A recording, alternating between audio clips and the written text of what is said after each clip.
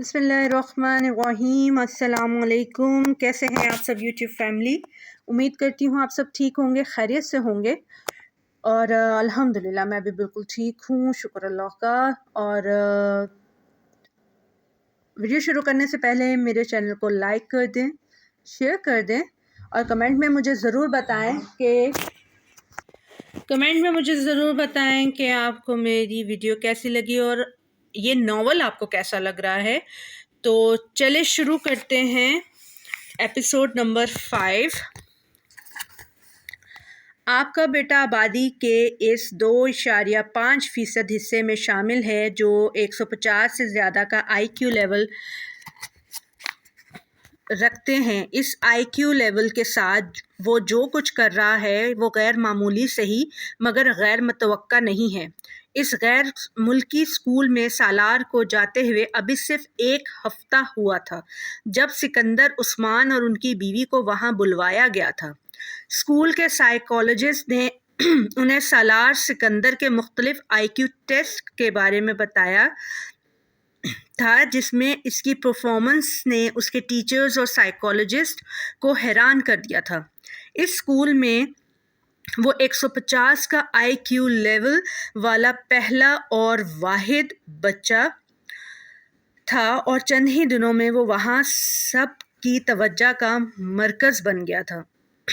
सिकंदर उस्मान और उनकी बीवी से मुलाकात के दौरान साइकोलॉजिस्ट को उसके बचपन के बारे में कुछ और खोज लगाने का मौका मिला। वो काफ़ी दिलचस्पी से सालार के केस को स्टडी कर रहा था और दिलचस्पी की ये नौयत प्रोफेशनल नहीं ज़ाती थी। अपने कैरियर में वो पहली बार इस IQ के बच्चे का सामना कर रहा था। सिकंदर उस्मान को आज भी वो दिन अच्छी तरह याद था। सालार उस वक्त सिर्फ 2 साल का था और गैर मामूली तौर पर वो उस उम्र में एक आम बच्चे की निस्बत ज़्यादा साफ लहजे में बातें करता था और बातों की नौयत ऐसी होती थी कि वो और उनकी बीवी अक्सर हैरान होते। एक दिन जब वो अपने भाई से फ़ोन पर बात करने के लिए फ़ोन कर रहे थे तो सालार उनके पास खड़ा था। वो इस वक्त टीवी लाउंज में बैठे थे और फ़ोन पर बातें करने के साथ साथ टीवी भी देख रहे थे। कुछ देर बाद उन्होंने फ़ोन रख दिया। रिसीवर रखने के फ़ौरन बाद उन्होंने सालार को फ़ोन का रिसीवर उठाते हुए देखा। हेलो अंकल, मैं सालार हूँ, वो कह रहा था। उन्होंने चौंक कर उसे देखा। वो इत्मीनान से रिसीवर कान से लगाए किसी से बातों में मसरूफ़ था। मैं ठीक हूँ, आप कैसे हैं? सिकंदर ने हैरत से उसे देखा। पहले उनके जहन में यही आया कि वो झूठ मूठ फ़ोन पर बातें कर रहा है। पापा मेरे पास बैठे टीवी देख रहे हैं। नहीं, उन्होंने फ़ोन नहीं किया, मैंने खुद किया है। वो इसके अगले जुमले पर चौंके। सालार, किससे बातें कर रहे हो? सिकंदर ने पूछा। अंकल शाहनवाज से, सालार ने सिकंदर को जवाब दिया। उन्होंने हाथ बढ़ाकर रिसीवर उससे ले लिया। उनका ख्याल था कि उसने गलती से कोई नंबर मिला लिया होगा या फिर लास्ट नंबर को रीडायल कर दिया होगा। उन्होंने कान से रिसीवर लगाया। दूसरी तरफ उनके भाई ही थे। ये सालार ने नंबर डायल किया है, उन्होंने माजरत करते हुए अपने भाई से कहा। सालार ने कैसे डायल किया? वो तो बहुत छोटा है। उनके भाई ने दूसरी तरफ कुछ हैरानी से पूछा। मेरा ख्याल है उसने आपका नंबर रीडायल कर दिया है, इत्तेफाक से हाथ लग गया होगा। हाथ मार रहा था सेट पर। उन्होंने फ़ोन बंद कर दिया और रिसीवर नीचे रख दिया। सालार जो खामोशी के साथ उनकी गुफ्तगू सुनने मसरूफ़ था, रिसीवर के नीचे रखते ही उसने एक बार फिर रिसीवर उठा लिया। उस बार सिकंदर उस्मान उसे देखने लगे। वो बिल्कुल किसी मैच्योर आदमी की तरह एक बार फिर शाहनवाज का नंबर डायल कर रहा था और बड़ी रवानी के साथ वो एक लम्हे के लिए दमबख्त रह गए थे। 2 साल के बच्चे से उन्हें ये तवक्का नहीं थी। उन्होंने हाथ बढ़ाकर क्रेडल दबा दिया। सालार, तुम्हें शाहनवाज का नंबर मालूम है? उन्होंने हैरानी के इस झटके से संभलते हुए कहा। हाँ, बड़े इत्मीनान से जवाब दिया गया। क्या नंबर है? उसने भी रवानी के साथ वो नंबर दोहरा दिया। वो उसका चेहरा देखने लगे। उन्हें अंदाज़ा नहीं था कि वो गिनती के एदाद से वाकिफ़ होगा। और फिर वो नंबर, तुम्हें ये नंबर किसने सिखाया? मैंने खुद सीखा है। कैसे? अभी आपने मिलाया था। सालार ने उनको देखते हुए कहा। तुम्हें गिनती आती है? हाँ। कहाँ तक? 100 تک سناؤ۔ وہ مشین کی طرح شروع ہو گیا، ایک ہی سانس میں اس نے انہیں 100 تک گنتی سنا دی۔ سکندر عثمان کے پیٹ میں بل پڑنے لگے۔ اچھا، میں ایک اور نمبر ڈائل کرتا ہوں، میرے بعد تم اسے ڈائل کرنا۔ انہوں نے ریسیور اسے لیتے ہوئے کہا۔ اچھا۔ سالار کو یہ سب ایک دلچسپ کھیل کی طرح لگا۔ سکندر عثمان نے ایک نمبر ملایا اور پھر فون بند کر دیا۔ سالار نے فوراً ریسیور ان سے پکڑ کر انہی کی روانی کے ساتھ وہ نمبر ملایا۔ سکندر عثمان کا سر گھومنے لگا تھا۔ وہ واقعی وہی نمبر تھا جو انہوں نے ملایا تھا۔ انہوں نے یکے بعد دیگر کئی نمبر ملائے اور پھر سالار سے وہی نمبر ملانے کے لیے کہا۔ وہ کوئی غلطی کیے بغیر وہی نمبر ملاتا رہا۔ وہ یقیناً فوٹوگرافک میموری رکھتا تھا۔ انہوں نے اپنی بیوی کو بلایا۔ میں نے اسے گنتی نہیں سکھائی، میں نے تو بس کچھ دن پہلے اسے چند کتابیں لا کر دی تھیں اور کل ایک بار ایسے ہی اس کے سامنے 100 تک گنتی پڑی تھی۔ انہوں نے سکندر عثمان کے استفسار سے پر کہا۔ سکندر عثمان نے سالار کو ایک بار پھر گنتی سنانے کے لیے کہا۔ وہ سناتا گیا۔ ان کی بیوی ہکا بکا اسے دیکھتی رہی۔ دونوں میاں بیوی کو یہ اندازہ ہو گیا تھا کہ ان کا بچہ ذہنی اعتبار سے غیر معمولی صلاحیتیں رکھتا ہے، اور یہی وجہ تھی کہ ان دونوں نے اپنے باقی بچوں کی نسبت اسے بہت جلد ہی اسکول میں داخل کروا دیا تھا، اور اسکول میں بھی وہ اپنی ان غیر معمولی صلاحیتوں کی وجہ سے بہت جلد ہی دوسروں کی نظروں میں آ گیا تھا۔ اس بچے کو آپ کی خاص توجہ کی ضرورت ہے۔ عام بچوں کی نسبت ایسے بچے زیادہ حساس اور پیچیدہ فطرت کے مالک ہوتے ہیں۔ اگر آپ اس کی اچھی تربیت کرنے میں کامیاب ہو گئے تو یہ بچہ آپ کے اور آپ کے خاندان کے لیے ایک سرمایہ ہوگا۔ صرف خاندان کے لیے نہیں بلکہ آپ کے ملک کے لیے بھی۔ سکندر عثمان اور ان کی بیوی اس غیر ملکی سائیکالوجسٹ کی باتیں بڑے فخریہ انداز میں سنتے رہے۔ اپنے دوسرے بچوں کے مقابلے میں وہ سالار کو زیادہ اہمیت دینے لگے تھے۔ وہ ان کی سب سے چہیتی اولاد تھا اور انہیں اس کی کامیابیوں پر فخر تھا۔ اسکول میں ایک ٹرم کے بعد اسے اگلی کلاس میں پروموٹ کر دیا گیا، اور دوسری ٹرم کے بعد اسے اگلی کلاس میں، اور اس وقت پہلی بار سکندر عثمان کو کچھ تشویش ہونے لگی۔ وہ نہیں چاہتے تھے سالار 8-10 سال کی عمر میں او لیولز یا اے لیولز کر لیتا، مگر جس رفتار سے وہ ایک کلاس سے دوسری کلاس میں جا رہا تھا یہی ہونا تھا۔ میں چاہتا ہوں آپ میرے بیٹے کو اب پورے 1 سال کے بعد ہی اگلی کلاس میں پروموشن دیں۔ میں نہیں چاہتا وہ اتنی جلدی اتنے اب نارمل طریقے سے اپنا اکیڈمک کیریئر ختم کر لے۔ آپ اس کے سبجیکٹس اور ایکٹیویٹیز بڑھا دیں، مگر اسے نارمل طریقے سے ہی پروموٹ کریں۔ ان کے اصرار پر سالار کو دوبارہ 1 سال کے اندر ڈبل یا ٹرپل پروموشن نہیں دیا گیا۔ اس کے ٹیلنٹ کو سپورٹس اور دوسری چیزوں کے ذریعے چیلنجز کیا جانے لگا۔ شطرنج، ٹینس، گولف اور میوزک وہ 4 شعبے تھے جس میں اسے سب سے زیادہ دلچسپی تھی، مگر اس کا یہ مطلب نہیں تھا کہ وہ خود کو صرف ان 4 چیزوں تک ہی محدود رکھتا تھا۔ وہ اسکول میں ہونے والے تقریباً ہر گیم میں شریک ہوتا تھا۔ اگر کسی میں شریک نہیں ہوتا تھا تو اس کی وجہ صرف یہ ہوتی تھی کہ وہ گیم یا اسپورٹ اسے زیادہ چیلنجنگ نہیں لگتی تھی۔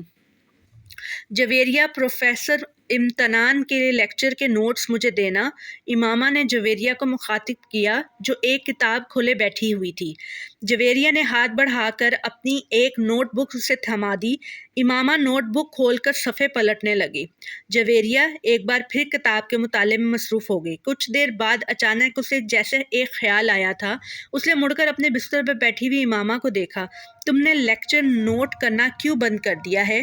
اسے امامہ کو مخاطب کیا۔ امامہ نے نوٹ بک سے نظریں اٹھا کر اسے دیکھا۔ مجھے کچھ سمجھ میں آئے تو میں نوٹ کروں۔ کیا مطلب؟ تمہیں پروفیسر امتنان کا لیکچر بھی سمجھ میں نہیں آتا؟ جویریہ کو جیسے حیرت ہوئی۔ اتنا اچھا تو پڑھاتے ہیں، میں نے کب کہا کہ برا پڑھاتے ہیں؟ بس مجھے، اس نے کچھ الجھے ہوئے لہجے میں بات ادھوری چھوڑ دی۔ وہ ایک بار پھر ہاتھ میں پکڑی نوٹ بک کو دیکھ رہی تھی۔ جویریہ نے غور سے اسے دیکھا۔ تم آج کل کچھ غائب دماغ نہیں ہوتی جا رہی؟ ڈسٹرب ہو کسی وجہ سے؟ جویریہ نے اپنے سامنے رکھی کتاب بند کرتے ہوئے بڑے ہمدانہ لہجے میں کہا۔ ڈسٹرب؟ وہ بڑبڑائی۔ نہیں، ایسی کوئی بات نہیں ہے۔ تمہاری آنکھوں کے گرد حلقے پڑے ہوئے ہیں۔ کل رات کو شاید 3:30 کا وقت تھا جب میری آنکھ کھلی اور تم اس وقت بھی جاگ رہی تھی۔ میں پڑھ رہی تھی، اس نے مدافعانہ لہجے میں کہا۔ نہیں، صرف کتاب اپنے سامنے رکھے بیٹھی ہوئی تھی، مگر کتاب پر نظر نہیں تھی تمہاری۔ جویریہ نے اس کا عذر رد کرتے ہوئے کہا، تمہیں کوئی مسئلہ تو نہیں ہے؟ کیا مسئلہ ہو سکتا ہے مجھے؟ پھر تم اتنی چپ چپ کیوں رہنے لگی ہو؟ جویریہ اس کی ٹال مٹول سے متاثر ہوئے بغیر بولی۔ نہیں، میں کوئی چپ رہوں گی؟ امامہ نے مسکرانے کی کوشش کی۔ میں تو پہلے ہی کی طرح بولتی ہوں۔ صرف میں ہی نہیں، باقی سب بھی تمہاری پریشانی کو محسوس کر رہے ہیں۔ جویریہ سنجیدگی سے بولی۔ کوئی بات نہیں، صرف اسٹڈیز کی ٹینشن ہے مجھے۔ میں یقین نہیں کر سکتی، ہم بھی تمہارے ساتھ ہیں، تمہیں ہم سے زیادہ ٹینشن تو نہیں ہو سکتی؟ جویریہ نے سر ہلاتے ہوئے کہا۔ امامہ نے ایک گہرا سانس لیا، وہ اب زچ ہو رہی تھی۔ تمہارے گھر میں تو خیریت ہے نا؟ ہاں، بالکل خیریت ہے۔ اسجد کے ساتھ تو کوئی جھگڑا نہیں ہوا؟ اسجد کے ساتھ جھگڑا کیوں ہوگا؟ امامہ نے اسی کے انداز میں پوچھا۔ پھر بھی اختلافات تو ایک بہت ہی۔ جویریہ کی بات اس نے درمیان میں ہی کاٹ دی۔ جب کہہ رہی ہوں کہ کوئی مسئلہ نہیں ہے تو تمہیں یقین کیوں نہیں آ رہا؟ اتنے سالوں سے کون سی بات ہے جو تم نے مجھ سے شیئر نہیں کی یا جو تمہیں پتہ نہیں ہے؟ پھر تم اس طرح مجھے مجرم سمجھ کر تفتیش کیوں کر رہی ہو؟ وہ اب خفا ہو رہی تھی۔ جویریہ گڑبڑا گئی۔ یقین کیوں نہیں کرو گی؟ میں صرف اس لیے اصرار کر رہی تھی کہ شاید تم مجھے اس لیے اپنا مسئلہ نہیں بتا رہی کہ میں پریشان نہ ہوں، اور تو کوئی بات نہیں۔ جویریہ کچھ نادم سی ہو کر اس کے پاس سے اٹھ کر واپس اپنی اسٹڈی ٹیبل کے پاس جا بیٹھی۔ اس نے ایک بار پھر وہ کتاب کھول لی جسے وہ پہلے پڑھ رہی تھی۔ کافی دیر تک کتاب پڑھتے رہنے کے بعد اس نے ایک ہی جمائی لی اور گردن موڑ کر لاشعوری طور پر امامہ کو دیکھا۔ وہ دیوار سے ٹیک لگائے اس کی نوٹ بک کھولے بیٹھی تھی، مگر اس کی نظریں نوٹ بک پر نہیں تھی، وہ سامنے والی دیوار پر نظریں جمائے بیٹھی تھی۔ اس نے گاڑی نہر کے پل سے کچھ فاصلے پر کھڑی کر دی، پھر ڈگی سے ایک بوری اور رسی نکال لی۔ وہ بوری کو کھینچتے ہوئے اس پل کی طرف بڑھتا رہا۔ پاس سے گزرنے والے کچھ راہگیروں نے اسے دیکھا، مگر وہ رکے نہیں۔ اوپر پہنچ کر اس نے اپنی شرٹ اتار کر نہر میں پھینک دی۔ چند لمحوں میں اس کی شرٹ بہتے پانی کے ساتھ غائب ہو چکی تھی۔ ڈارک بلو کلر کی تنگ جینز میں اس کا لمبا قد اور خوبصورت جسم بہت نمایاں تھا۔ اس وقت اس شخص کی آنکھوں میں کوئی ایسا تاثر تھا جسے پڑھنا دوسرے کسی بھی شخص کے لیے ناممکن تھا۔ اس کی عمر 19-20 سال ہوگی، مگر اس کے قد و قامت اور حلیے نے اس کی عمر کو جیسے بڑھا دیا تھا۔ اس نے رسی پل سے نیچے نہر میں لٹکانی شروع کر دی۔ جب رسی کا سرا پانی میں غائب ہو گیا تو اس نے رسی کا دوسرا سرا بوری کے منہ پر لپیٹ کر سختی سے گرہ لگانے شروع کر دی، اور اس وقت تک لگاتا رہا جب تک کوئل ختم نہیں ہو گیا۔ پھر پانی میں پڑا سرا واپس کھینچ کر اس نے اندازے سے 3 فٹ کے قریب رسی چھوڑی، اور اپنے دونوں پیر ساتھ جوڑتے ہوئے اس نے اپنے پیروں کے گرد رسی کو بہت مضبوطی کے ساتھ 2-3 بل دیے اور گرہ لگا دی۔ اب اس 3 فٹ کے ٹکڑے کے سرے پر بڑی مہارت کے ساتھ اس نے 2 پھندے بنائے، پھر اچک کر پل کی منڈیر پر بیٹھ گیا۔ اپنا دایاں ہاتھ کمر کے پیچھے لے جاتے ہوئے اس نے بائیں ہاتھ کے ساتھ پہلے پھندے میں سے دایاں ہاتھ گزارا، اور پھر بائیں ہاتھ کے ساتھ اس نے وہ پھندا کھینچ کر کس دیا۔ اس کے بعد اس نے کمر کے پیچھے دائیں ہاتھ کے ساتھ دوسرے پھندے میں سے بایاں ہاتھ گزارا اور دائیں ہاتھ سے اسے کس دیا۔ اس کے چہرے پر اطمینان بھری مسکراہٹ نمودار ہوئی۔ ایک گہرا سانس لیتے ہوئے اس نے پشت کے بل خود کو پل کی منڈیر سے نیچے گرا دیا۔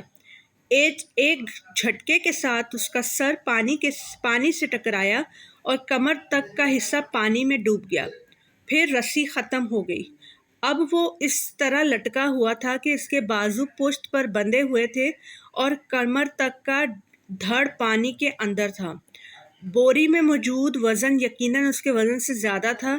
یہی وجہ تھی کہ بوری اس کے ساتھ نیچے نہیں آئی اور وہ اس طرح لٹک گیا۔ اس نے اپنا سانس روکا ہوا تھا۔ پانی کے اندر اپنا سر جاتے ہی اس نے آنکھیں کھلی رکھنے کی کوشش کی مگر ناکام رہا۔ پانی گدلا تھا اور اس میں موجود مٹی اس کی آنکھوں میں چبھنے لگی۔ اس نے آنکھیں بند کر لی۔ اس کے پھیپھڑے اب جیسے پھٹنے لگے تھے۔ اس نے یکدم سانس لینے کی کوشش کی اور پانی منہ اور ناک سے اس کے جسم کے اندر داخل ہونے لگا۔ وہ اب بری طرح پھڑپھڑا رہا تھا مگر نہ وہ اپنے بازو کو استعمال کر کے خود کو سطح پر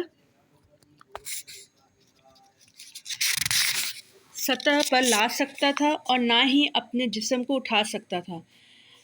اس کے جسم کی پھڑپھڑاہٹ آہستہ آہستہ دم توڑ رہی تھی۔ چند لوگوں نے اسے پل سے نیچے گرتے دیکھا اور چیختے ہوئے اس طرف بھاگے۔ رسی ابھی تک ہل رہی تھی۔ ان لوگوں کی سمجھ میں نہیں آ رہا تھا کہ وہ کیا کریں۔ پانی کے نیچے ہونے والی حرکت اب دم توڑ گئی تھی۔ اس کی ٹانگیں اب بالکل بے جان نظر آ رہی تھیں۔ پل پر کھڑے لوگ خوف کے عالم میں اس بے جان وجود کو دیکھ رہے تھے۔ پل پر موجود ہجوم بڑھ رہا تھا۔ نیچے پانی میں موجود وہ وجود ابھی بھی ساکت تھا۔ صرف پانی اسے حرکت دے رہا تھا، کسی پینڈولم کی طرح آگے پیچھے آگے پیچھے آگے پیچھے۔ امامہ جلدی سے تیار ہو جاؤ، رابعہ نے اپنی الماری سے اپنا ایک سوٹ نکال کر بیڈ پر پھینکتے ہوئے کہا۔ امامہ نے قدرے حیرانی سے اسے دیکھا۔ کس لیے تیار ہو جاؤں بھائی؟ شاپنگ کے لیے جا رہے ہیں، ساتھ چلو، رابعہ نے اسی تیز رفتاری کے ساتھ استری کا پلگ نکالتے ہوئے کہا۔ نہیں، مجھے کہیں نہیں جانا، اس نے ایک بار پھر آنکھوں پر اپنا بازو رکھتے ہوئے کہا۔ وہ اپنے بستر پر لیٹی ہوئی تھی۔ کیا مطلب مجھے کہیں نہیں جانا؟ تم سے پوچھ کون رہا ہے؟ تمہیں بتا رہے ہیں، رابعہ نے اسی لہجے میں کہا۔ اور میں نے بتا دیا ہے میں کہیں نہیں جا رہی۔ اس نے آنکھوں سے بازو ہٹائے بغیر۔ زینب بھی چل رہی ہے ہمارے ساتھ، پورا گروپ جا رہا ہے، فلم بھی دیکھیں گے اور واپسی پر، رابعہ نے پروگرام بتاتے ہوئے کہا۔ امامہ نے ایک لحظہ کے لیے اپنی آنکھوں سے بازو ہٹا کر اسے دیکھا۔ زینب بھی جا رہی ہے؟ ہاں، زینب کو ہم راستے سے پک کریں گے۔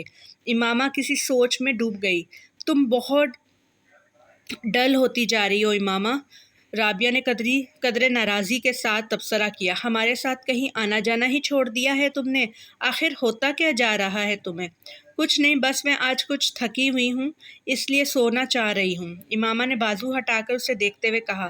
تھوڑی دیر بعد جویریہ بھی اندر آ گئی اور وہ بھی اسے ساتھ چلنے کے لیے مجبور کرتی رہی مگر امامہ کی زبان پر ایک ہی رٹ تھی۔ نہیں، مجھے سونا ہے، میں بہت تھک گئی ہوں۔ وہ مجبوراً اسے برا بھلا کہتے ہوئے وہاں سے چلی گئی۔ رستے سے انہوں نے زینب کو اس کے گھر سے پک کیا اور زینب کو پک کرتے ہوئے جویریہ کو یاد آیا کہ اس کے بیگ کے اندر اس کا والیٹ نہیں ہے، وہ اسے ہاسٹل میں ہی چھوڑ آئی تھی۔ واپس ہاسٹل چلتے ہیں، وہاں سے والیٹ لے کر پھر بازار چلیں گے۔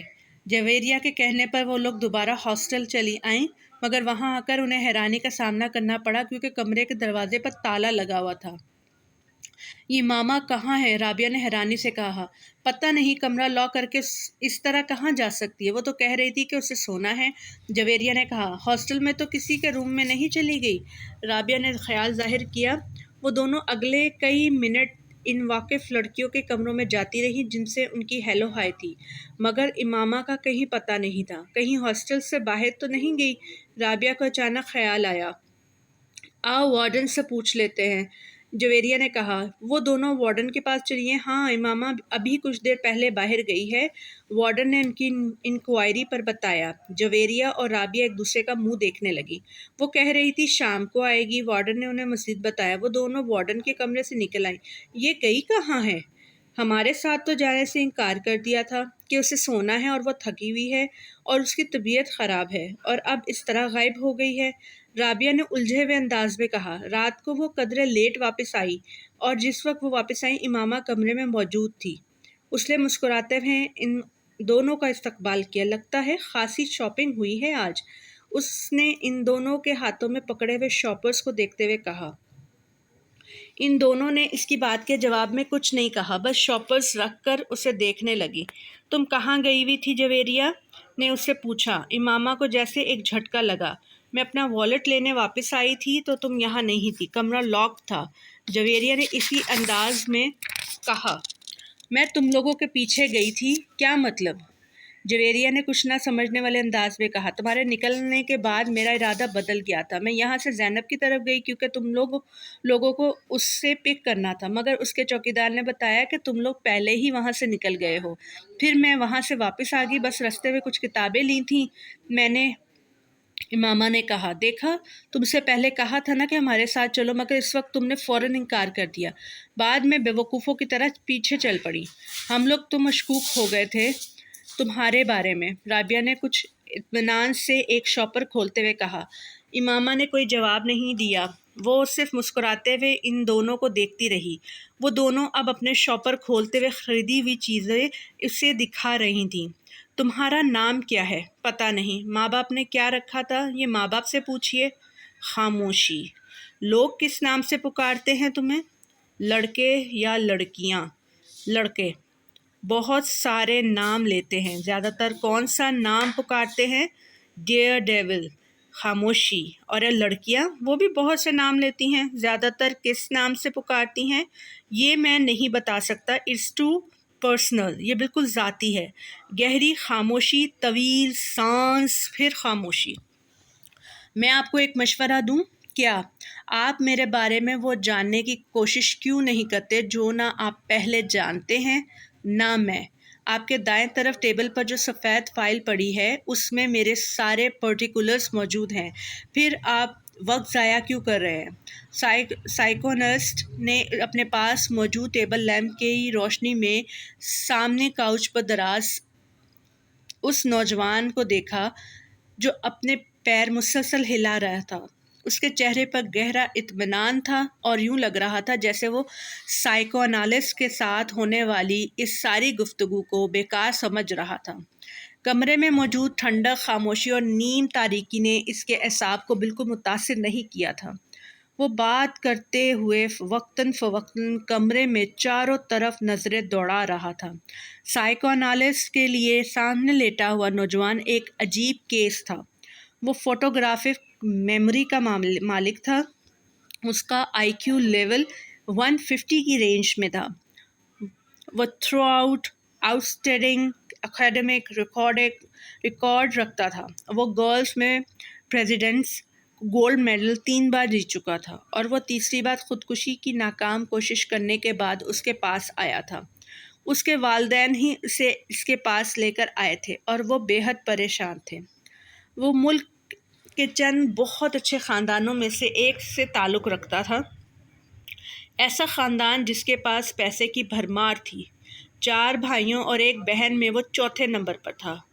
2 بھائی اور ایک بہن اس سے بڑے تھے۔ اپنی ذہانت اور قابلیت کی وجہ سے وہ اپنے والدین کا بہت زیادہ چہیتا تھا۔ اس کے باوجود پچھلے 3 سال میں اس نے 3 بار خودکشی کی کوشش کی۔ پہلی دفعہ اس نے سڑک پر بائیک چلاتے ہوئے ون وے کی خلاف ورزی کی اور بائیک سے ہاتھ اٹھا لیے۔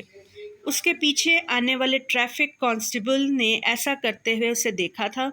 خوش قسمتی سے گاڑی سے ٹکرانے کے بعد وہ ہوا میں اچھل کر ایک دوسری گاڑی کی چھت پر گرا اور پھر زمین پر گرا۔ اس کی کچھ ربس، ایک بازو اور ایک ٹانگ میں فریکچرز ہوئے۔ تب اس کے والدین کانسٹیبل کے اصرار کے باوجود اسے ایک حادثہ ہی سمجھے، کیونکہ اس نے اپنے ماں باپ سے یہی کہا تھا کہ وہ غلطی سے ون وے سے ہٹ گیا تھا۔ دوسری بار پورے 1 سال کے بعد اس نے لاہور میں خود کو باندھ کر پانی میں ڈوبنے کی کوشش کی۔ ایک بار پھر اسے بچا لیا گیا۔ پل پر کھڑے لوگوں نے اسے اس رسی سمیت باہر کھینچ لیا تھا جس کے ساتھ باندھ کر اس نے خود کو نیچے گرایا تھا۔ اس بار اس بات کی گواہی دینے والوں کی تعداد زیادہ تھی۔ اس نے خود اپنے آپ کو پانی میں گرایا تھا، مگر اس کے ماں باپ کو ایک بار پھر یقین نہیں آیا۔ سالار کا بیان یہ تھا کہ کچھ لڑکوں نے اس کی گاڑی کو پل کے پاس روکا اور پھر اس سے باندھ کر پانی میں پھینک دیا۔ جس طرح وہ بندھا ہوا تھا، اس سے یوں نہیں لگتا تھا کہ وہ اسے واقعی ہی باندھ کر گرایا گیا تھا۔ پولیس اگلے کئی ہفتے اس کے بتائے گئے حلیے کے لڑکوں کو پورے شہر میں تلاش کرتی رہی۔ سکندر عثمان نے خاص طور پر ایک گارڈ اس کے ساتھ تعینات کر دیا جو 24 گھنٹے اس کے ساتھ رہتا تھا۔ مگر تیسری بار وہ اپنے ماں باپ کی آنکھوں میں دھول نہیں جھونک سکا۔ خواب اور وہ گولیوں کی ایک بڑی تعداد کو پیس کر اس نے کھا لیا تھا۔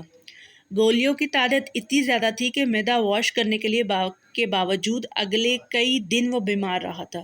اس بار کسی کو بھی کوئی غلط فہمی نہیں ہوئی۔ اس نے خانسامہ کے سامنے ان گولیوں کے پاؤڈر کو دودھ میں ڈال کر پیا تھا۔ سکندر عثمان اور طیبہ سکندر شاکڈ رہ گئے تھے۔ پچھلے دنوں واقعات بھی انہیں پوری طرح یاد آ گئے تھے۔ وہ پچھتانے لگے تھے کہ انہوں نے پہلے اس کی بات پر اعتبار کیوں کیا۔ پورا گھر اس کی وجہ سے پریشان ہو گیا تھا۔ اس کے بارے میں اسکول، کالونی اور خاندان ہر جگہ خبریں پھیل رہی تھیں۔ وہ اس بار اس بات سے انکار نہیں کر سکا کہ اس نے خودکشی کی کوشش کی تھی، مگر وہ بتانے پر تیار نہیں تھا۔ اس نے ایسا کیوں کیا؟ بھائی بہن یا ماں باپ اس نے کسی کے سوال کا بھی جواب نہیں دیا تھا۔ سکندر اے لیولز کے بعد اس کے بڑے دو بھائیوں کی طرح اسے بیرون ملک تعلیم حاصل کرنے کے لیے بھجوانا چاہتے تھے۔ وہ جانتے تھے اسے کہیں بھی نہ صرف بڑی آسانی سے ایڈمیشن مل جائے گا بلکہ اسکالرشپ بھی، لیکن اس کے سارے پلانز جیسے بھگ کر کے اڑ گئے تھے، اور اب وہ اس سائیکو انالسٹ کے سامنے موجود تھا جس کے پاس سکندر عثمان نے اسے اپنے ایک دوست کے مشورے پر بھجوایا تھا۔ ٹھیک ہے سالار، بالکل ٹو دا پوائنٹ بات کرتے ہیں۔ مرنا کیوں چاہتے ہو تم؟ سالار نے کندھے جھکائے۔ آپ سے کس نے کہا کہ میں مرنا چاہتا ہوں؟ خودکشی کی 3 کوششیں کر چکے ہو تم۔ کوشش کرنے اور مرنے میں بڑا فرق ہوتا ہے۔ تینوں دفعہ تم اتفاقاً بچے ہو، ورنہ تم نے خود کو مارنے میں کوئی کسر نہیں چھوڑی تھی۔ دیکھیے، جس کو آپ خودکشی کی کوشش کہہ رہے ہیں، میں اسے خودکشی کی کوشش نہیں سمجھتا۔ میں صرف دیکھنا چاہتا تھا کہ موت کی تکلیف کیسی ہوتی ہے۔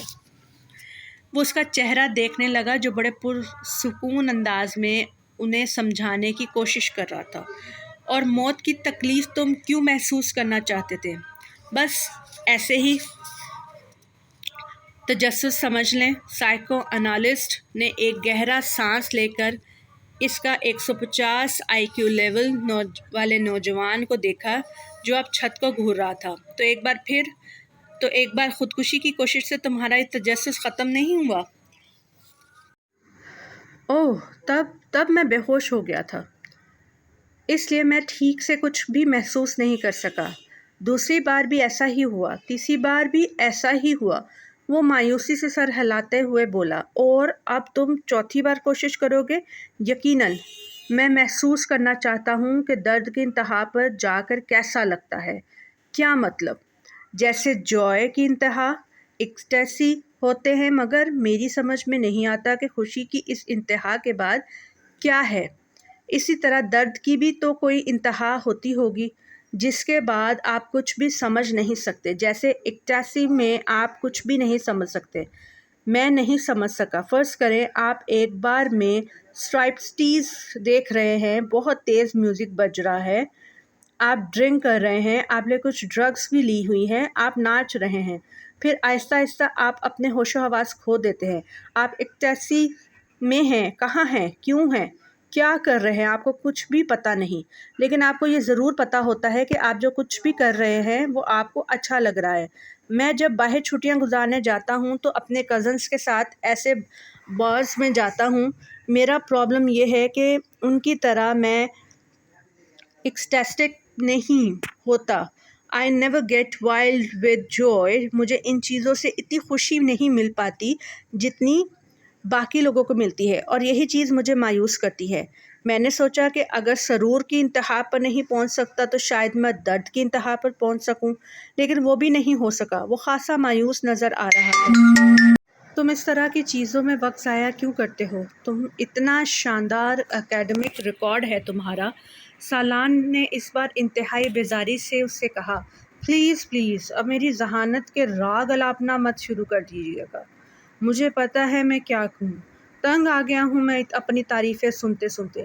اس کے لہجے میں تلخی تھی۔ سائیکو انالسٹ کچھ دیر اسے دیکھتا رہا۔ اپنے لیے کوئی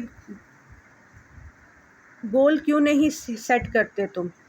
میں نے کہا، کیا مجھے خودکشی کی ایک اور کوشش کرنی ہے؟ مکمل اطمینان سے۔ کیا تمہیں کوئی ڈپریشن ہے؟ Not at all. تو پھر مرنا کیوں چاہتے ہو؟ ایک گہرا سانس۔ کیا آپ کو ایک بار پھر سے بتانا شروع کروں کہ میں مرنا نہیں چاہتا، میں کچھ اور کرنے کی کوشش کر رہا ہوں۔ مکتایا بات گھوم پھر کر پھر وہیں آ گئی تھی۔ سائیکو انالسٹ کچھ دیر سوچتا رہا۔ کیا تم یہ سب کسی لڑکی کی وجہ سے کر رہے ہو؟ سالار نے گردن موڑ کر حیرانی سے اسے دیکھا۔ لڑکی کی وجہ سے؟ ہاں، کوئی ایسی لڑکی جو تمہیں اچھی لگتی ہو، جس سے تم شادی کرنا چاہتے ہو۔ اس نے بے اختیار کہکا لگایا اور پھر وہ ہنستا ہی گیا۔ مائی گاڈ، آپ کا مطلب ہے کہ کسی لڑکی کی محبت کی وجہ سے میں خودکشی؟ وہ ایک بار پھر بات ادھوری چھوڑ کر ہنسنے لگا۔ لڑکی کی محبت اور خودکشی کیا مذاق ہے؟ وہ اب اپنی ہنسی پر قابو پانے کی کوشش کر رہا تھا۔ سائیکو انالسٹ نے اس طرح کے کئی سیشنز اس کے ساتھ کیے تھے اور ہر بار نتیجہ ڈھاک کے وہی 3 بات رہا۔ آپ اس کو تعلیم کے لیے بیرون ملک بھجوانے کے بجائے یہی رکھیں اور اس پر بہت زیادہ توجہ دیں۔ ہو سکتا ہے یہ توجہ حاصل کرنے کے لیے سب کرتا ہو۔ اس نے کئی ماہ کے بعد سالار کے ماں باپ کو مشورہ دیا، جس کا نتیجہ یہ ہوا کہ اسے باہر بھجوانے کے بجائے اسلام آباد کے ایک ادارے میں ایڈمیشن دلوا دیا گیا۔ سالار نے ان کے اس فیصلے پر کسی رد عمل کا اظہار نہیں کیا، بالکل اسی طرح جس طرح اس نے ان کے فیصلے پر کسی خوشی کا اظہار نہیں کیا تھا۔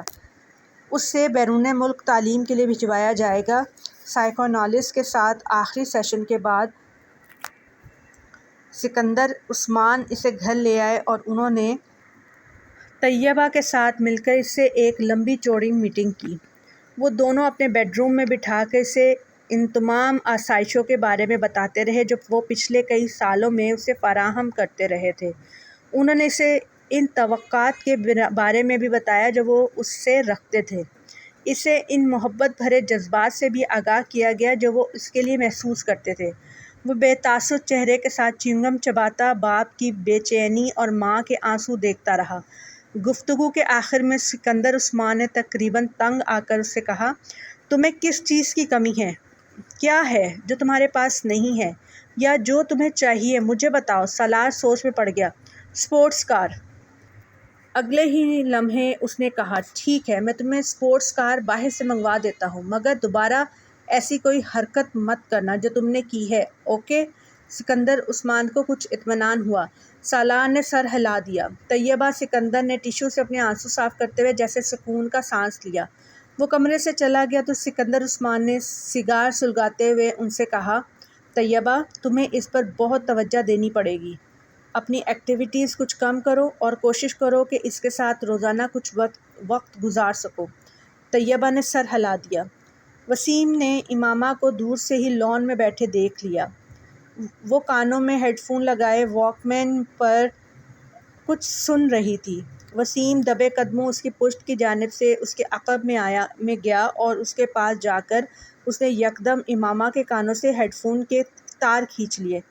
امامہ نے برق رفتاری سے واک مین کا اسٹاپ کا بٹن دبا دیا تھا۔ کیا سنا جا رہا ہے یہاں اکیلے بیٹھے؟ وسیم نے بلند آواز میں کہتے ہوئے ہیڈ فون کو اپنے کانوں میں ٹھونس لیا، مگر تب تک امامہ کیسٹ بند کر چکی تھی۔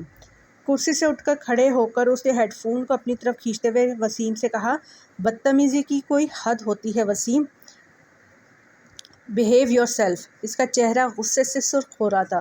وسیم نے ہیڈ فون کے سروں کو نہیں چھوڑا۔ امامہ کے غصے کا اس پر کوئی اثر نہیں ہوا تھا۔ میں سننا چاہتا ہوں تم کیا سن رہی تھی؟ اس میں بدتمیزی والی کیا بات ہے؟ کیسٹ کو آن کرو۔ امامہ نے کچھ جھنجھلاتے ہوئے ہیڈ فون کو واک مین سے الگ کر دیا۔ میں تمہارے سننے کے لیے واک مین لے کر یہاں نہیں بیٹھی، دفعہ ہو جاؤ۔ یہ ہیڈ فون لے۔ وہ ایک بار پھر اپنی کرسی پر بیٹھ گئی۔ اس نے واک مین کو بڑی مضبوطی کے ساتھ اپنے ہاتھ میں جکڑا ہوا تھا۔ وسیم کو لگا جیسے وہ کچھ گھبرائی ہوئی ہے، مگر وہ گھبرائے گی کیوں؟ وسیم نے سوچا۔ اس خیال کو ذہن سے جھٹکتے ہوئے اس سامنے والی کرسی پر جا کر بیٹھ گیا۔ ہیڈ فون کو اس نے میز پر رکھ دیا۔ یہ لو، اپنا غصہ ختم کرو، واپس کر رہا ہوں میں تمہیں۔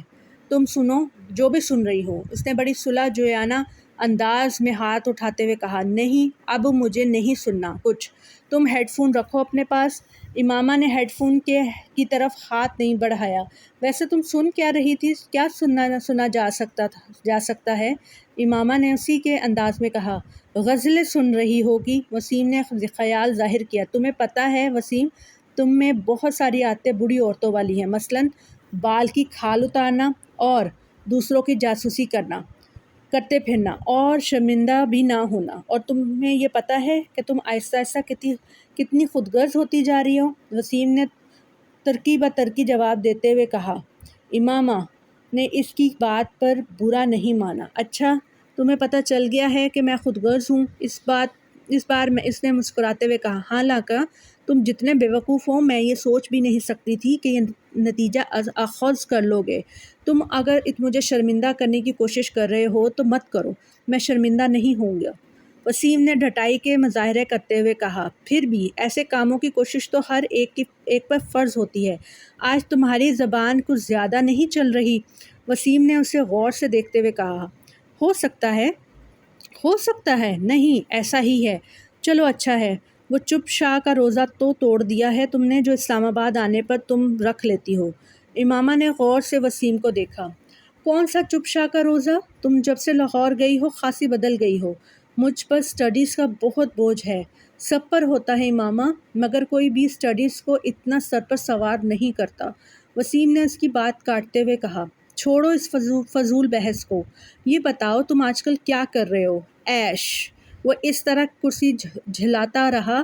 یہ تو تم پورا سال ہی کرتے ہو۔ میں آج کل کی خاص مصروفیت کا پوچھ رہی ہوں۔ آج کل تو بس دوستوں کے ساتھ پھر رہا ہوں۔ تمہیں پتہ ہونا چاہیے کہ پیپرز کے بعد میری مصروفیات کیا ہوتی ہیں۔ سب کچھ بھولتی جا رہی ہو تم۔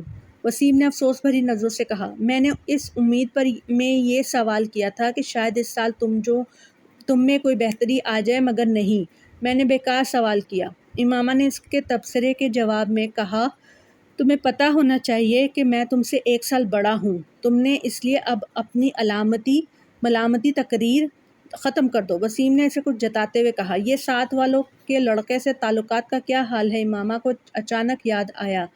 چوں سے بس کچھ عجیب سے ہی تعلقات ہیں۔ وسیم نے کندھے جھکاتے ہوئے کہا۔ بڑا عجیب سا بندہ ہے وہ، موڈ اچھا ہے تو دوسروں کو 7ویں آسمان پر بٹھا دے گا، موڈ خراب ہے تو سیدھا گٹر میں پہنچا دے گا۔ تمہارے زیادہ تر دوست اسی طرح کے ہیں، امامہ نے مسکراتے ہوئے کہا۔ کن ہم جسم با ہم جسم پرواز نہیں، خیر ایسی بھی کوئی بات نہیں ہے، کم از کم میری عادتیں حرکتیں چوں جیسی تو نہیں ہیں۔ وہ تو باہر جانے والا تھا۔ امامہ کو اچانک یاد آیا۔ ہاں جانا تو تھا، مگر پتہ نہیں، میرا خیال ہے اس کے پیرنٹس نہیں بھجوا رہے۔ حلیہ بڑا عجیب سا ہوتا ہے اس کا، مجھے بعض دفعہ لگتا ہے ہپیوں کے کسی قبیلے سے کس طرح اس کا تعلق ہوگا یا آئندہ ہو جائے گا۔ تم نے دیکھا ہے اسے؟ کل میں باہر سے آ رہی تھی تو دیکھا تھا، وہ بھی اسی وقت باہر نکل رہا تھا، کوئی لڑکی بھی تھی ساتھ۔ لڑکی؟ جینز وغیرہ پہنی ہوئی تھی اس نے؟ وسیم نے اچانک دلچسپی لیتے ہوئے کہا۔ ہاں، مشروم کٹ بالوں والی، فیئر سی۔ عرصہ؟ وسیم چٹکی بجاتے ہوئے مسکرایا۔ اس کی گرل فرینڈ ہے۔ پچھلی دفعہ تو تم کسی اور کا نام لے رہے تھے۔ امامہ نے اسے گھورا۔ پچھلی دفعہ کب؟ وسیم سوچ میں پڑ گیا۔ 7-8 ماہ پہلے شاید تم نے اس کی گرل فرینڈ کی بات ہوئی تھی۔ ہاں تب شیبہ تھی، اب پتہ نہیں وہ کہاں ہے۔ اس بار تو گاڑی کے پچھلے شیشے پر اس نے اپنے موبائل کا نمبر بھی پینٹ کروایا ہوا تھا۔ امامہ ایک موبائل نمبر دہراتے ہوئے ہنسی۔ تمہیں یاد ہے؟ وسیم بھی ہنسا۔ میں نے زندگی میں پہلی بار اتنا بڑا موبائل نمبر کہیں لکھا دیکھا تھا، اور وہ بھی ایک گاڑی کے شیشے پر اس کے نام کے ساتھ۔ یاد تو ہونا ہی تھا۔ امامہ پھر ہنسی۔ میں تو خود سوچ رہا ہوں اپنی گاڑی کے شیشے پر موبائل نمبر لکھوانے کا۔ وسیم نے بالوں میں ہاتھ پھیرتے ہوئے کہا۔ کون سے موبائل کا؟ وہ جو تم نے ابھی خریدا بھی نہیں۔ امامہ نے وسیم کا مذاق اڑایا۔ میں خرید رہا ہوں اس ماہ۔ بابا کے جوتے کھانے کے لیے تیار رہنا۔ اگر تم نے موبائل کے نمبر کو گاڑی کے شیشے پر لکھوایا، سب سے پہلا فون انہی کا آئے گا۔ بس اسی لیے ہر بار میں رک جاتا ہوں۔ وسیم نے ایک ٹھنڈی سانس بھرتے ہوئے کہا۔ یہ تمہارے لیے اچھا ہی ہے۔ بابا سے ہڈیاں توڑوانے سے بہتر ہے کہ بندہ اپنے جذبات پر کچھ قابو رکھے، اور تمہارے لیے تو خطرات ویسے بھی زیادہ ہیں۔ سمیہ کو پتہ چلا نا اگر اس قسم کے کسی موبائل فون کا، تو وسیم نے اس کی بات کاٹ دی۔ تو کیا کرے گی وہ اس سے ڈرتا نہیں، میں اس سے ڈرتا نہیں ہوں۔ میں جانتی ہوں تم اس سے ڈرتے نہیں ہو، مگر 6 بھائیوں کی اکلوتی بہن سے منگنی کرنے سے پہلے تمہیں تمام نفع نقصان پر غور کر لینا چاہیے تھا، جن کا سامنا تمہیں کسی ایسی ویسی حرکت کے بعد ہو سکتا ہے۔ امامہ نے ایک بار پھر اس کی منگیتر کا حوالہ دیتے ہوئے اس کا مذاق اڑایا۔ اب کیا کیا جا سکتا ہے، بس میرے مقدر میں تھا یہ سب کچھ۔ وسیم نے ایک مصنوعی آہ بھرتے ہوئے کہا، مجھے کبھی بھی موبائل فون نہیں خریدنا چاہیے، کیونکہ یہ میرے کسی کام نہیں آ سکے گا۔ کم از کم جہاں تک گرل فرینڈ کی تلاش کا سوال ہے۔ وہ ایک بار پھر کرسی جھلانے لگا۔ دیر سے صحیح، مگر بات تمہاری سمجھ میں آ ہی گئی۔ امامہ نے ہاتھ بڑھا کر میز سے ہیڈ فون اٹھاتے ہوئے کہا، ویسے تم سن کیا رہی تھی؟ وسیم کو اسے ہیڈ فون اٹھاتے دیکھ کر پھر یاد آیا۔ ویسے ہی کچھ خاص نہیں تھا۔ امامہ نے اٹھتے ہوئے اسے جیسے ٹالا۔ آپ لاہور جا رہے ہیں تو واپسی پر امامہ کے ہاسٹل چلے جائیے۔ یہ کچھ کپڑے ہیں اس کے، درزی سے لے کر آئی ہوں، آپ اسے دے آئیے۔ سلمیٰ نے ہاشم سے کہا، بھائی میں بڑا مصروف ہوں گا، لاہور میں کہاں آتا جاتا پھروں گا اس کے ہاسٹل۔ ہاشم کو قدرے تامل ہوا۔ آپ ڈرائیور کو ساتھ لے کر جا رہے ہیں، خود نہیں جا سکتے تو اسے بھیج دیجیے گا، وہ دے آئے گا۔ یہ پیکٹ سیزن ختم ہو رہا ہے، پھر یہ کپڑے اسی طرح پڑے رہیں گے، اس کا تو پتہ نہیں کب آئے گی۔ سلمیٰ نے لمبی چوڑی وضاحت کی۔ اچھا ٹھیک ہے، میں لے جاتا ہوں، فرصت ملی تو خود دے آؤں گا، ورنہ ڈرائیور کے ہاتھ بھجوا دوں گا۔ ہاشم رضامند ہو گئے۔ لاہور میں انہوں نے خاصا مصروف دن گزارا۔ شام 5 بجے کے قریب انہیں کچھ فرصت ملی اور تب انہیں اس پیکٹ کا بھی خیال آ گیا۔ ڈرائیور کو پیکٹ لے جانے کا کہنے کے بجائے وہ خود امامہ کے ہاسٹل چلے آئے۔ اس کے ایڈمیشن کے بعد آج پہلی بار وہ وہاں آئے تھے۔ گیٹ کیپر کے ہاتھ انہوں نے امامہ کے لیے پیغام بھجوایا اور خود انتظار کرنے لگے۔ ان کا خیال تھا کہ وہ جلد ہی آ جائے گی، مگر ایسا نہ ہوا۔ 10 منٹ، 15 منٹ، 20 منٹ، وہ اب کچھ بیزار ہونے لگے۔ اس سے پہلے کہ وہ اندر دوبارہ پیغام بھجواتے، انہیں گیٹ کیپر ایک لڑکی کے ساتھ آتا دکھائی دیا۔ کچھ قریب آنے پر انہوں نے اس لڑکی کو پہچان لیا۔ وہ جویریہ تھی، امامہ کی بچپن کی دوست۔ اس کا تعلق بھی اسلام آباد سے ہی تھا۔ السلام علیکم انکل، جویریہ نے پاس آ کر کہا۔ وعلیکم السلام بیٹا، کیسی ہو تم؟ میں ٹھیک ہوں، میں یہ امامہ کے کچھ کپڑے دینے آیا تھا، لاہور آ رہا تھا تو اس کی امی نے یہ پیکٹ دے دیا۔ اب یہاں بیٹھنے مجھے گھنٹہ ہو گیا، مگر انہوں نے اسے نہیں بلایا۔ ہاشم کے لہجے میں شکوہ تھا۔ انکل، امامہ مارکیٹ گئی ہے کچھ دوستوں کے ساتھ، آپ یہ پیکٹ مجھے دے دیں، میں خود اسے دے دوں گی۔ ٹھیک ہے، تم رکھ لو۔ ہاشم نے وہ پیکٹ جویریہ کی طرف بڑھا دیا۔ رسمی علیک سلیک کے بعد وہ واپس مڑ گئے۔ جویریہ بھی پیکٹ پکڑ کر ہاسٹل کی طرف چلی گئی، مگر اب اس کے چہرے پر موجود مسکراہٹ غائب ہو چکی تھی۔ کوئی بھی اس وقت اس کے چہرے پر پریشانی کو واضح طور پر بھانپ سکتا تھا۔ ہاسٹل کے اندر آتے ہی وارڈن سے اس کا سامنا ہو گیا، جو سامنے ہی کھڑی تھی۔ جویریہ کے چہرے پر ایک بار پھر مسکراہٹ آ گئی۔ بات ہوئی تمہاری اس کے والد سے؟ وارڈن نے اسے دیکھتے ہی اس کی طرف بڑھتے ہوئے کہا۔ جی بات ہوئی، پریشانی والا کوئی مسئلہ نہیں ہے، وہ اسلام آباد میں اپنے گھر پر ہی ہے۔ اس کے والد یہ پیکٹ لے کر آئے تھے، میرے گھر والوں نے میرے کچھ کپڑے بھجوائے ہیں، انکل لاہور آ رہے تھے تو امامہ نے کہا کہ وہ لے جائیں۔ انکل نے غلطی سے یہاں آ کر میرا نام لینے کے بجائے امامہ کا نام لے دیا۔ جویریہ نے ایک ہی سانس میں کئی جھوٹ روانی سے بولے۔ وارڈن نے سکون کا سانس لیا۔ خدا کا شکر ہے، ورنہ میں تو پریشان ہی ہو گئی تھی کہ مجھے تو وہ ویکنڈ پر گھر جانے کا کہہ کر گئی ہے، تو پھر وہ کہاں ہے؟ وارڈن نے مڑتے ہوئے کہا۔ جویریہ پیکٹ پکڑے اپنے کمرے کی طرف چلی آئی۔ رابعہ اسے دیکھتے ہی تیر کی طرح اس کی طرف آئی۔ کیا ہوا؟ اسلام آباد میں ہی ہے وہ؟ نہیں، جویریہ نے مایوسی سے سر ہلایا۔ مائی گاڈ! رابعہ نے بے یقینی سے اپنے دونوں ہاتھ کراس کر کے سینے پر رکھے۔ تو پھر کہاں گئی ہے وہ؟ مجھے کیا پتا؟ مجھ سے تو اس نے یہی کہا تھا کہ گھر جا رہی ہوں، مگر وہ گھر نہیں گئی۔ آخر وہ گئی کہاں ہے؟ امامہ ایسی تو نہیں ہے؟ جویریہ نے پیکٹ بستر پر پھینکتے ہوئے کہا۔ وارڈن سے کیا کہا تم نے؟ رابعہ نے تشویش بھرے انداز میں پوچھا۔ کیا کہا؟ جھوٹ بولا ہے، اور کیا کہہ سکتی ہوں؟ یہ بتا دیتی کہ وہ اسلام آباد میں نہیں ہے تو ہاسٹل میں تو ابھی ہنگامہ شروع ہو جاتا۔ وہ تو پولیس کو بلوا لیتی، جویریہ نے ناخن کاٹتے ہوئے کہا۔ اور انکل کو، ان کو کیا بتایا ہے؟ رابعہ نے پوچھا۔ ان سے بھی جھوٹ بولا ہے، یہی کہا ہے کہ وہ مارکیٹ گئی ہے، مگر اب ہوگا کیا؟ رابعہ نے پریشانی کے عالم میں کہا۔ مجھے تو یہ فکر ہو رہی ہے کہ اگر وہ واپس نہ آئی تو میں تو بری طرح پکڑی جاؤں گی۔ سب یہی سمجھیں کہ مجھے اس کے پروگرام کا پتہ تھا، اس لیے میں نے وارڈن اور اس کے گھر والوں سے سب کچھ چھپایا۔ جویریہ کی پریشانی بڑھتی جا رہی تھی۔ کہیں ماما کو کوئی حادثہ ہی پیش نہ آ گیا ہو، ورنہ وہ ایسی لڑکی تو نہیں ہے کہ اس طرح رابعہ کو اچانک ایک خدشے نے ستایا۔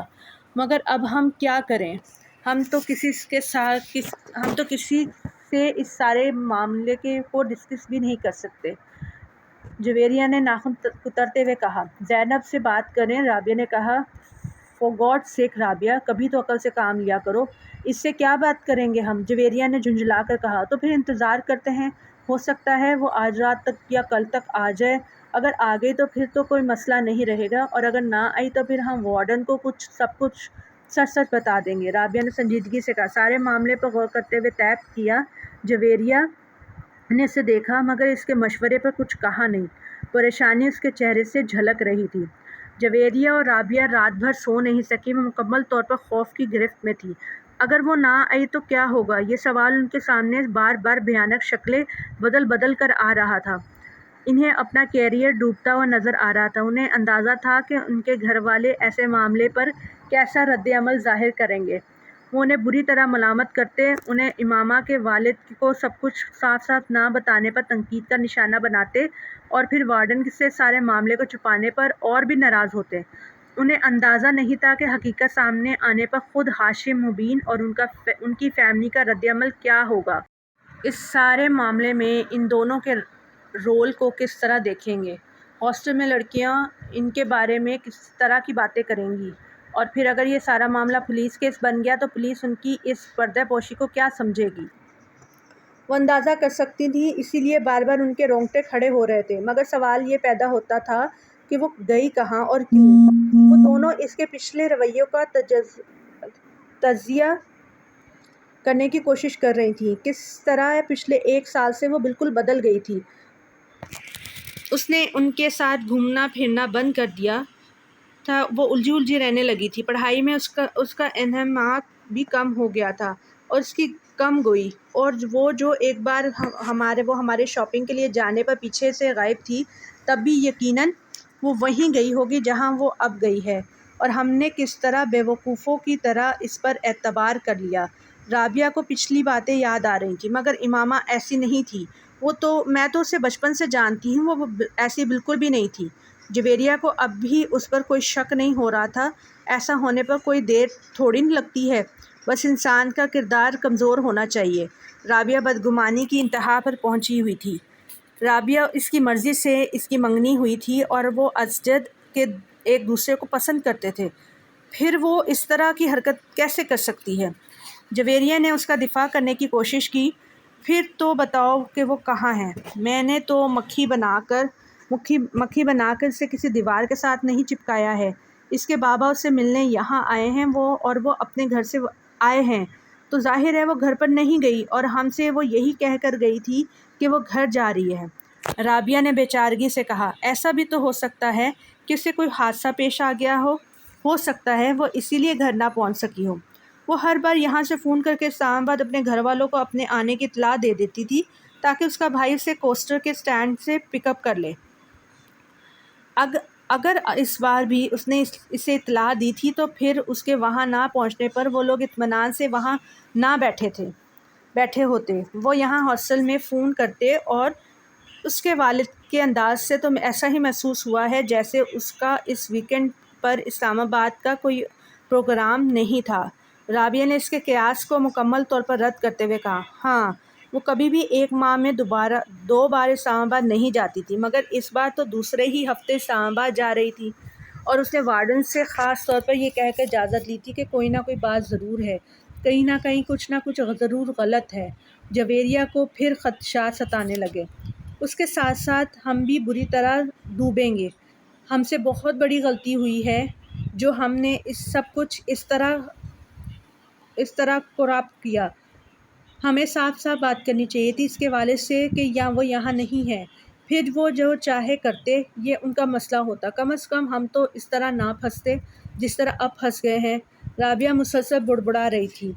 خیر اب کیا ہو سکتا ہے، صبح تک انتظار کرتے ہیں، اگر وہ کل بھی نہیں آئی تو پھر وارڈن کو سب کچھ بتا دیں گے، جویریہ نے کمرے کے چکر لگاتے ہوئے کہا۔ وہ رات ان دونوں نے اسی طرح باتیں کرتے جاگتے ہوئے گزاری۔ اگلے دن وہ دونوں کالج نہیں گئی، اس حالت میں کالج جانے کا کوئی فائدہ بھی نہیں ہوتا۔ امامہ ویکینڈ پر ہفتے کو واپسی پر 9 بجے کے قریب آ جایا کرتی تھی، مگر اس دن وہ نہیں آئی۔ ان کے اعصاب جواب دینے لگے۔ 2:30 بجے کے قریب وہ فک رنگت اور کانپتے ہوئے ہاتھوں کے ساتھ اپنے کمرے سے وارڈن کے کمرے میں جانے کے لیے نکل آئیں۔ ان کے ذہن میں وہ جملے گردش کر رہے تھے جو انہیں وارڈن سے کہنے تھے۔ وہ وارڈن کے کمرے سے ابھی کچھ دور ہی تھیں جب انہوں نے امامہ کو بڑے اطمینان کے ساتھ اندر آتے دیکھا۔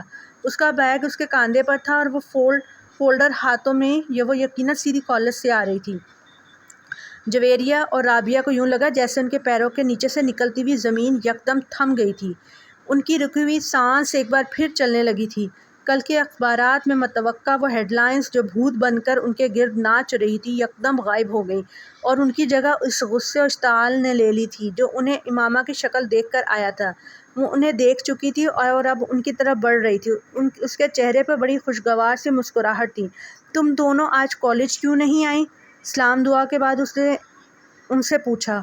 تمہاری مصیبتوں سے چھٹکارا ملے گا تو ہم کہیں آنے جانے کا سوچ سکیں گے، رابعہ نے تندور تیز لہجے میں اس سے کہا۔ امامہ کے چہرے کی مسکراہٹ غائب ہو گئی۔ کیا ہوا رابعہ، اس طرح غصے میں کیوں ہو؟ امامہ نے قدرے تشویش سے پوچھا۔ تم ذرا اندر کمرے میں آؤ، پھر تمہیں بتاتی ہوں کہ میں غصے میں کیوں ہوں۔ رابعہ نے اسے بازوؤں سے پکڑ لیا اور تقریباً کھینچتے ہوئے کمرے میں لے آئی۔ جویریہ کچھ کہے بغیر ان دونوں کے پیچھے آ گئی۔ امامہ ہکا بکا تھی، وہ رابعہ اور جویریہ کے رویے کو سمجھ نہیں پا رہی تھی۔ کمرے میں داخل ہوتے ہی رابعہ نے دروازہ بند کر لیا۔ کہاں سے آ رہی ہو تم؟ رابعہ نے مڑ کر انتہائی تلخ اور درست لہجے میں اس سے پوچھا۔ اسلام آباد سے، اور کہاں سے؟ امامہ نے اپنا بیگ نیچے زمین پر رکھ دیا۔ اس کے جواب نے رابعہ کو کچھ اور مشتعل کیا۔ شرم کرو امامہ، اس طرح ہمیں دھوکہ دے کر، ہماری آنکھوں میں دھول جھونک کر آخر تم کیا ثابت کرنا چاہتی ہو؟ یہ کہ ہم ڈفر ہیں، ایڈیٹ ہیں، پاگل ہیں؟ بھائی ہم ہیں، ہم مانتے ہیں، نہ ہوتے تو یوں تم پر اندھا اعتبار نہ کیا ہوتا، تم سے اتنا بڑا دھوکہ نہ کھایا ہوتا۔ رابعہ نے کہا۔ مجھے تمہاری کوئی بات سمجھ میں نہیں آ رہی۔ کون سا دھوکہ؟ کیسا دھوکہ؟ کیا یہ بہتر نہیں کہ تم آرام سے مجھے اپنی بات سمجھاؤ؟ امامہ نے بے چارگی سے کہا۔ تم ویکینڈ کہاں گزار کر آئی ہو؟ جویریہ نے پہلی بار گفتگو میں مداخلت کی۔ تمہیں بتا چکی ہوں، اسلام آباد میں، وہاں سے آج سیدھا کالج آئی ہوں، اور اب کالج سے۔ رابعہ نے اسے بات مکمل نہیں کرنے دی۔ بکواس بند کرو، یہ جھوٹ اب نہیں چل سکتا۔ تم اسلام آباد نہیں گئی تھی۔ یہ تم کیسے کہہ سکتی ہو؟ اس بار امامہ نے بھی قدرے بلند آواز میں کہا۔ کیونکہ تمہارے فادر یہاں آئے تھے کل۔ امامہ کا رنگ اڑ گیا، وہ کچھ بول نہیں سکی۔ اب کیوں منہ بند ہو گیا ہے؟ اب بھی کہو کہ تم اسلام آباد سے آ رہی ہو، رابعہ نے طنزیہ لہجے میں کہا۔ بابا یہاں آئے تھے؟ امامہ نے اٹکتے ہوئے کہا۔ ہاں آئے تھے، تمہارے کچھ کپڑے دینے کے لیے، جویریہ نے کہا۔ انہیں یہ پتہ چل گیا کہ میں ہاسٹل میں نہیں ہوں، میں نے جھوٹ بول دیا کہ تم ہاسٹل سے کسی کام کے لیے باہر گئی ہو۔ وہ کپڑے دے کر چلے گئے، جویریہ نے کہا۔ امامہ نے بے اختیار اطمینان کا سانس لیا، یعنی انہیں کچھ پتہ نہیں چلا۔ اس نے بستر پر بیٹھ کر اپنے جوتے کے اسٹرپس کھولتے ہوئے کہا۔ نہیں، انہیں کچھ پتہ نہیں چلا۔ تم منہ اٹھا کر اگلے ہفتے پھر کہیں روانہ ہو جانا۔ مائنڈ یو امامہ، میں اب وارڈن سے اس سلسلے میں بات کرنے والی ہوں۔ ہم تمہاری وجہ سے خاصی پریشانی اٹھا چکے ہیں، مزید اٹھانے کے لیے تیار نہیں ہیں۔ بہتر ہے تمہارے پیرنٹس کو تمہاری ان حرکتوں کے بارے میں پتہ چل جائے، رابعہ نے دو ٹوک انداز میں اسے کہا۔ امامہ نے سر اٹھا کر اسے دیکھا۔ کون سی حرکتوں کے بارے میں؟ میں نے کیا کیا ہے؟ کیا کیا ہے؟ ہاسٹل سے اس طرح 2 دن کے لیے گھر کا کہہ کر غائب ہو جانا تمہارے نزدیک کوئی بڑی بات نہیں ہے؟ امامہ جواب دینے کے بجائے دوسرے جوتے کے بھی اسٹرپس کھولنے لگی۔ مجھے وارڈن کے پاس چلے ہی جانا چاہیے، رابعہ نے غصے کے عالم میں دروازے کی طرف بڑھتے ہوئے کہا۔ جویریہ نے آگے بڑھ کر اسے روکا۔ وارڈن سے بات کر لیں گے، پہلے اس سے تو بات کر لیں، تم جلد بازی مت کرو۔ مگر تم اس ڈھیٹ کا اطمینان دیکھو، مجال ہے ذرا برابر شرمندگی بھی اس کے چہرے پر جھلک رہی ہو۔ رابعہ نے غصے میں امامہ کی طرف اشارہ کرتے ہوئے کہا۔ میں تم دونوں کو سب کچھ بتاؤں گی۔ اتنا غصے میں آنے کی ضرورت نہیں ہے۔ میں نے کوئی غلط کام نہیں کیا، نہ ہی کسی غلط جگہ پر گئی ہوں، اور ہاں، بھاگی بھی نہیں ہوں۔ امامہ نے جوتوں کی قید سے اپنے پیروں کو آزاد کرتے ہوئے قدرے دھیمے لہجے میں کہا، پھر تم کہاں گئی تھی؟ اس بار جویریہ نے پوچھا۔ اپنی ایک دوست کے ہاں۔ کون سی دوست ہے؟ ایک۔ اس طرح جھوٹ بول کر کیوں؟ میں تم لوگوں کے سوالوں سے بچنا چاہتی تھی، اور گھر والوں کو بتاتی یا ان سے اجازت لینے کی کوشش کرتی تو وہ کبھی اجازت نہ دیتے۔ کس کے ہاں گئی تھی اور کس لیے؟ جویریہ نے اس بار قدرے تجسس آمیز انداز میں پوچھا۔ میں نے کہا نا، میں بتا دوں گی، کچھ وقت دو مجھے۔ امامہ نے اس کی بات کے جواب میں کہا، کوئی وقت نہیں دے سکتے تمہیں وقت دیں تاکہ تم ایک بار پھر غائب ہو جاؤ اور اس بار واپس ہی نہ آؤ۔ رابعہ نے اس بار بھی ناراضی سے کہا، مگر پہلے کی نسبت اس بار اس کا لہجہ دھیما تھا۔ تمہیں تو اس بات کا بھی احساس نہیں ہوا کہ ہم تو ہماری پوزیشنز کتنی آکورڈ بنا دی تھی۔ اگر تمہارے اس طرح غائب ہونے کا پتہ چل جاتا تو ہماری کتنی بے عزتی ہوتی۔ اس کا احساس تھا تمہیں؟ رابعہ نے اسی انداز میں کہا، مجھے یہ توقع ہی نہیں تھی کہ بابا یہاں اس طرح اچانک آ جائیں گے، اس لیے میں یہ بھی نہیں سوچ سکتی تھی کہ تم لوگوں کو کسی نازک صورتحال کا سامنا کرنا پڑ سکتا ہے، ورنہ میں اس طرح کبھی نہ کرتی۔ امامہ نے معذرت خواہ انداز میں کہا، تم کم از کم ہم پر اعتبار کر کے ہمیں بتا کر جا سکتی تھی۔ جویریہ نے کہا، میں آئندہ ایسا کبھی نہیں کروں گی۔ امامہ نے کہا، کم از کم میں تمہارے کسی وعدے، کسی بات پر اعتبار نہیں کر سکتی۔ رابعہ نے دو ٹوک انداز میں کہا، مجھے اپنی پوزیشن کلیئر کرنے دو رابعہ، تم مجھے غلط سمجھ رہی ہو۔ امامہ نے اس بار قدرے کمزور انداز میں کہا، تم کو احساس ہے کہ تمہاری وجہ سے ہمارا کیریئر، ہماری زندگی کس طرح داؤ پر لگ گئی تھی؟ یہ دوستی ہوتی ہے، اسے دوستی کہتے ہیں۔ ٹھیک ہے، مجھ سے غلطی ہو گئی، مجھے معاف کر دو۔ ٹھیک ہے، مجھ سے غلطی ہو گئی، مجھے معاف کر دو۔ امامہ نے جیسے ہتھیار ڈالتے ہوئے کہا، جب تک تم یہ نہیں بتاؤ گی کہ تم کہاں غائب ہو گئی تھی، میں تمہاری کوئی معذرت قبول نہیں کروں گی۔ رابعہ نے دو ٹوک انداز میں کہا۔ امامہ کچھ دیر اسے دیکھتی رہی، پھر اس نے کہا، میں صبیحہ کے گھر چلی گئی تھی۔ جویریہ اور رابعہ نے حیرانی سے ایک دوسرے کو دیکھا۔ کون؟ ان دونوں نے تقریباً بیک وقت پوچھا۔ تم لوگ جانتی ہو اسے؟ امامہ نے کہا، وہ 4th ایئر کی صبیحہ۔ جویریہ نے بے اختیار پوچھا۔ امامہ نے سر ہلایا، مگر اس کے گھر کس لیے گئی تھی تم؟ دوستی ہے اس سے میری، امامہ نے کہا۔ دوستی؟ کیسی دوستی؟ 4 دن کی سلام دعا ہے تمہارے ساتھ اس کی، اور میرا خیال ہے تم تو اس سے اچھی طرح جانتی بھی نہیں ہو، مگر پھر اس کے گھر رہنے کے لیے کیوں چل پڑی؟ جویریہ نے اعتراض کرتے ہوئے کہا، وہ بھی اس طرح جھوٹ بول کر؟ کم از کم اس کے گھر جا کر رہنے کے لیے تمہیں ہم سے یا اپنے گھر والوں سے جھوٹ بولنے کی ضرورت نہیں تھی۔ رابعہ نے اسی لہجے میں کہا، تم اس سے کال کر کر پوچھ لو کہ میں اس کے گھر پر تھی یا نہیں۔ امامہ نے کہا، چلو یہ مان لیا کہ تم اس کے گھر پر تھیں، مگر کیوں تھیں؟ جویریہ نے پوچھا۔ امامہ خاموش رہی، پھر کچھ دیر بعد اس نے کہا، مجھے اس کی مدد کی ضرورت تھی۔ ان دونوں نے حیران ہو کر دیکھا۔ کس سلسلے میں؟ امامہ نے سر اٹھایا اور پلکیں جھپکائے بغیر دیکھتی رہی۔ جویریہ نے کچھ بے چینی محسوس کی۔ کس سلسلے میں؟ تم اچھی طرح جانتی ہو، امامہ نے قدرے مدھم انداز میں کہا۔ میں؟ جویریہ نے کچھ گڑبڑا کر رابعہ کو دیکھا، جو اب بڑی سنجیدگی سے اسے دیکھ رہی تھی۔ ہاں، تم تو اچھی طرح جانتی ہو۔ تم پہیلیاں مت بجھواؤ، سیدھی اور صاف بات کرو، جویریہ نے قدرے سخت لہجے میں کہا۔ امامہ سر اٹھا کر خاموشی سے اسے دیکھنے لگی، پھر کچھ دیر بعد شکست خوردہ انداز میں اس نے سر جھکا دیا۔ بتاؤ نا، آخر تمہاری زندگی کی سب سے بڑی خواہش کیا ہے؟ اس دن کالج میں امامہ نے جویریہ سے اصرار کیا۔ جویریہ کچھ دیر اس کا چہرہ دیکھتی رہی۔ میری خواہش ہے کہ تم مسلمان ہو جاؤ۔ امامہ کو جیسے ایک کرنٹ سا لگا۔ اس نے شوق اور بے یقینی کے عالم میں جویریہ کو دیکھا۔ وہ دھیمے لہجے میں کہتی جا رہی تھی، تم میری اتنی اچھی اور گہری دوست ہو کہ مجھے یہ سوچ کر تکلیف ہوتی ہے کہ تم گمراہی کے راستے پر چل رہی ہو اور تمہیں اس کا احساس تک نہیں ہے۔ نہ صرف تم بلکہ تمہاری پوری فیملی۔ میری خواہش ہے کہ نیک اعمال پر اگر اللہ مجھے جنت میں بھیجے تو تم میرے ساتھ ہو، لیکن اس کے لیے مسلمان ہونا تو ضروری ہے۔ امامہ کے چہرے پر ایک کے بعد ایک رنگ آ رہا تھا۔ بہت دیر بعد وہ کچھ بولنے کے قابل ہو سکی۔ میں توقع نہیں کر سکتی تھی جویریہ کہ تم مجھ سے تحریم جیسی باتیں کرو گی۔ تمہیں تو میں اپنا دوست سمجھتی تھی، مگر تم بھی۔ جویریہ نے نرمی سے اس کی بات کاٹ دی۔ تحریم نے تم سے تب جو کچھ کہا تھا ٹھیک کہا تھا۔ امامہ پلکیں جھپکائے بغیر اسے دیکھتی رہی۔ اسے جویریہ کی باتوں سے بہت تکلیف ہو رہی تھی، اور صرف آج ہی نہیں، میں اس وقت بھی تحریم کو صحیح سمجھتی تھی، مگر میری تمہارے ساتھ دوستی تھی، اور میں چاہنے کے باوجود تم سے یہ نہیں کہہ سکی کہ میں تحریم کو حق بجانب سمجھتی ہوں۔ اگر وہ یہ کہتی تھی کہ تم مسلمان نہیں ہو تو یہ ٹھیک تھا، تم مسلمان نہیں ہو۔ امامہ کی آنکھوں میں آنسو آ گئے۔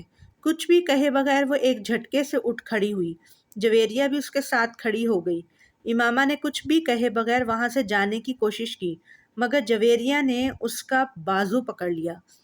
تم میرا بازو چھوڑ دو، مجھے جانے دو، آئندہ کبھی تم مجھ سے بات تک مت کرنا۔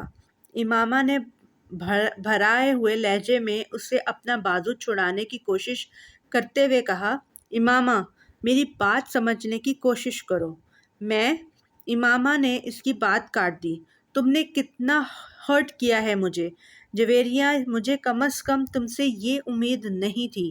میں تمہیں ہرٹ نہیں کر رہی ہوں، حقیقت بتا رہی ہوں۔ رونے یا جذبات میں آنے کے بجائے تم ٹھنڈے دل و دماغ سے میری بات پر سوچو۔ میں آخر تم کو بیکار کسی بات پر ہرٹ کیوں کروں گی؟ جویریہ نے اس کا بازو نہیں چھوڑا۔ یہ تو تمہیں پتہ ہوگا کہ تم مجھے ہرٹ کیوں کر رہی ہو، مگر مجھے آج یہ اندازہ ضرور ہو گیا ہے کہ تم میں اور تحریم میں کوئی فرق نہیں ہے، بلکہ تم نے تو مجھے اس سے بھی زیادہ تکلیف پہنچائی ہے۔ اس سے میری دوستی اتنی پرانی نہیں تھی جتنی تمہارے ساتھ ہے۔ امامہ کے گالوں پر آنسو بہہ رہے تھے، اور وہ مسلسل اپنا بازو جویریہ کی گرفت سے آزاد کروانے کی کوشش کر رہی تھی۔ یہ تمہارا اصرار تھا کہ میں تمہیں اپنی زندگی کی سب سے بڑی خواہش بتاؤں، میں اسی لیے تمہیں نہیں بتا رہی تھی، اور میں نے تمہیں پہلے ہی مطمع کر دیا تھا کہ تم میری بات پر بہت ناراض ہوگی، مگر تم نے مجھے یقین دلایا تھا کہ ایسا کبھی نہیں ہوگا۔ جویریہ نے اسے یاد دلانے کی کوشش کی، مجھے اگر یہ پتہ ہوتا کہ تم میرے ساتھ اس طرح کی بات کرو گی تو میں کبھی تم سے تمہاری زندگی کی سب سے بڑی خواہش جاننے پر اصرار نہ کرتی۔ امامہ نے اس بار قدرے غصے سے کہا، اچھا میں دوبارہ اس معاملے پر تم سے بات نہیں کروں گی۔ جویریہ نے قدرے مدافعانہ انداز میں کہا، اس سے کیا ہوگا؟ مجھے یہ تو پتہ چل گیا ہے کہ تم در حقیقت میرے۔ ہماری دوستی اب کبھی بھی پہلے جیسی نہیں ہو سکتی۔ آج تک میں نے کبھی تم پر اس طرح کی تنقید نہیں کی، مگر تم مجھے اسلام کا ایک فرقہ سمجھنے کے بجائے غیر مسلم بنا رہی ہو۔ امامہ نے کہا، میں اگر ایسا کر رہی ہوں تو غلط نہیں کر رہی۔ اسلام کے تمام فرقے کم از کم یہ ایمان ضرور رکھتے ہیں کہ حضور صلی اللہ علیہ وآلہ وسلم اللہ کے آخری رسول ہیں، اور ان کے بعد نبوت کا سلسلہ ختم ہو چکا ہے۔ اس بار جویریہ کو بھی غصہ آ گیا۔ مائنڈ یور لینگویج، امامہ بھی بھڑک اٹھی۔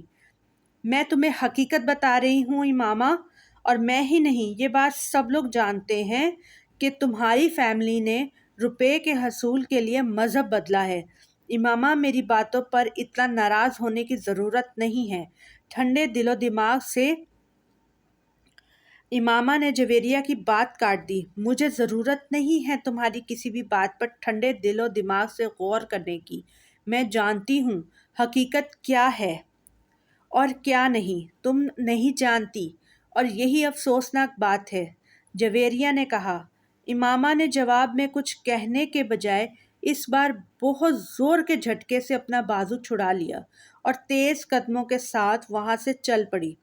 اس بار جویریہ نے اس کے پیچھے جانے کی کوشش نہیں کی، وہ کچھ افسوس اور پریشانی سے اسے دور جاتے دیکھتی رہی۔